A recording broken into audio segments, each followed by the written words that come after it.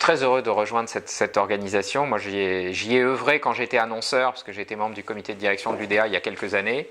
J'ai toujours cru à la force et à la nécessité d'avoir une organisation qui représente les intérêts des annonceurs et qui les aide à travailler entre eux, à fédérer des initiatives, à partager des bonnes pratiques. Donc quand l'opportunité s'est présentée pour moi d'arriver ici, j'ai évidemment dit oui.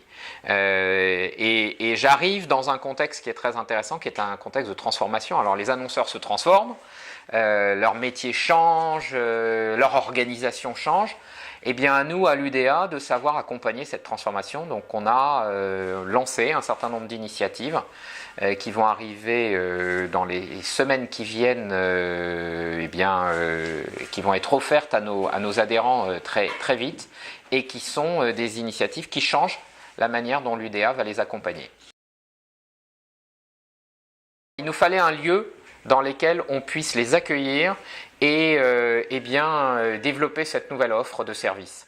Donc ce lieu, c'est, je peux vous l'annoncer là, hein, c'est le 251 boulevard Pereire, qui va être ce nouvel espace dédié aux annonceurs, un grand espace puisqu'on va agrandir notre surface de travail et on va consacrer presque 70% de cette surface à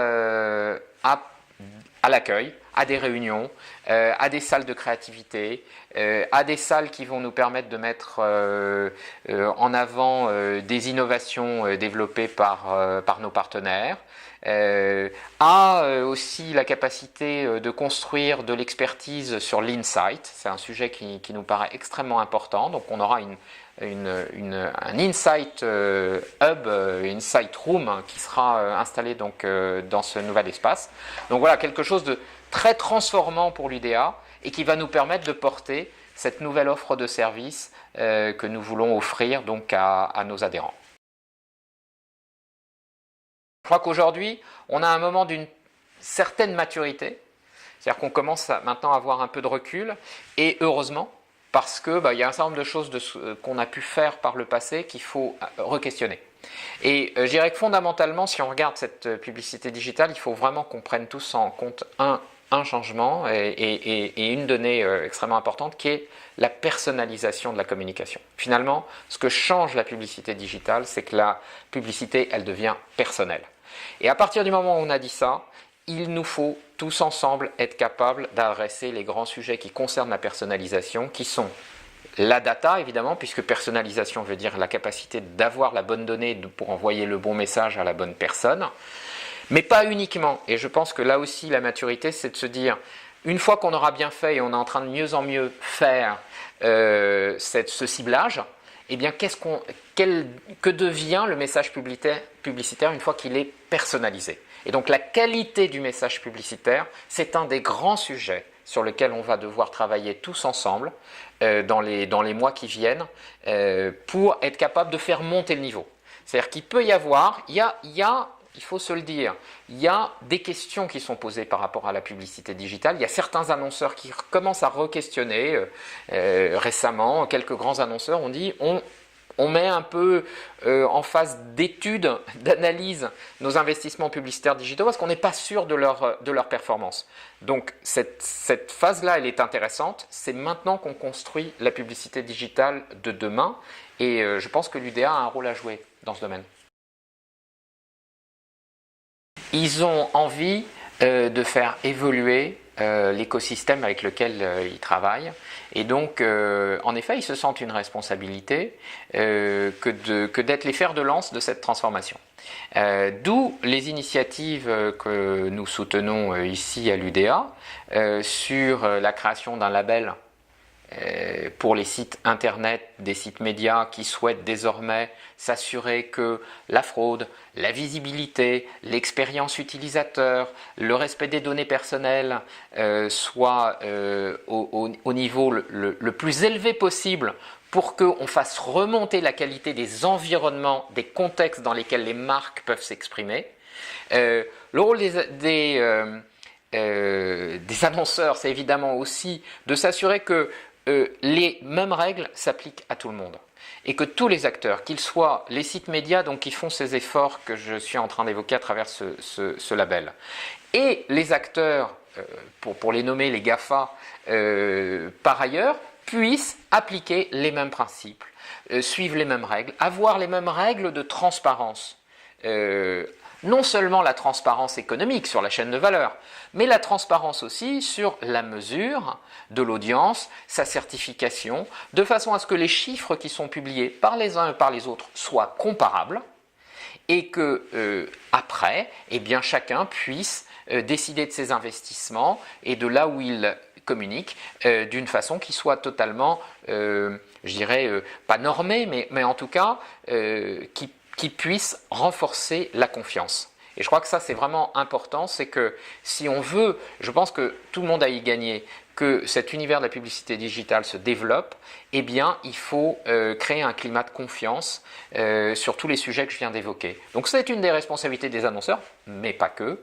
Donc, c'est pour ça que je pense que c'est vraiment un travail collectif. Et nous, on s'inscrit dans cette interprofession avec tous les acteurs de l'interprofession, on les rencontre et on est en train de les emmener sur certains territoires un peu nouveaux pour eux. Là, les annonceurs, si tu veux, ils sont quand même dans une situation un peu particulière, c'est que le nouveau monde dans lequel on opère est un monde d'une complexité absolument incroyable, avec des intermédiaires extrêmement nombreux.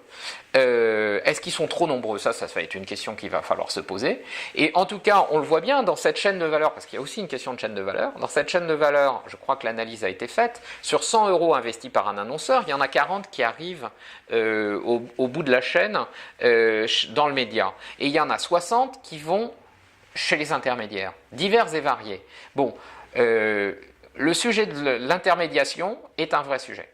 Et donc, les annonceurs, ils ont une responsabilité, mais en même temps, cette chaîne a été créée par un certain nombre de gens qui y ont intérêt. Donc, à nous, évidemment, maintenant, de faire la clarté sur cette chaîne. Et je peux t'assurer que nous sommes en train de prendre des initiatives en France pour que cette clarté soit faite et pour éviter, en effet, que les publicités des annonceurs se retrouvent dans des environnements qui ne sont pas adaptés. Personne ne peut dire aujourd'hui qu'il maîtrise l'ensemble des solutions qui sont développées.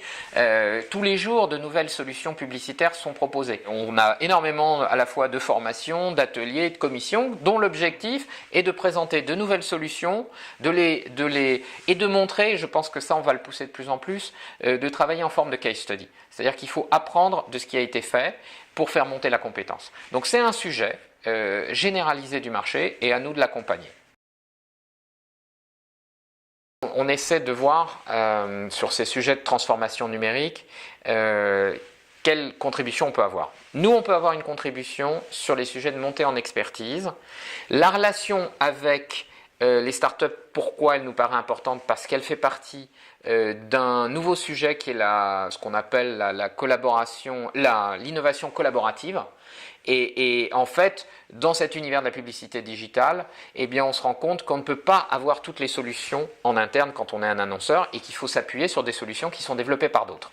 Les startups, dans la tech, la market tech, ils développent des solutions qui peuvent être intéressantes pour les annonceurs. Donc les faire se rencontrer, c'est un des objets du programme qu'on va appeler Startup Your Brand, qu'on développera donc à l'UDA.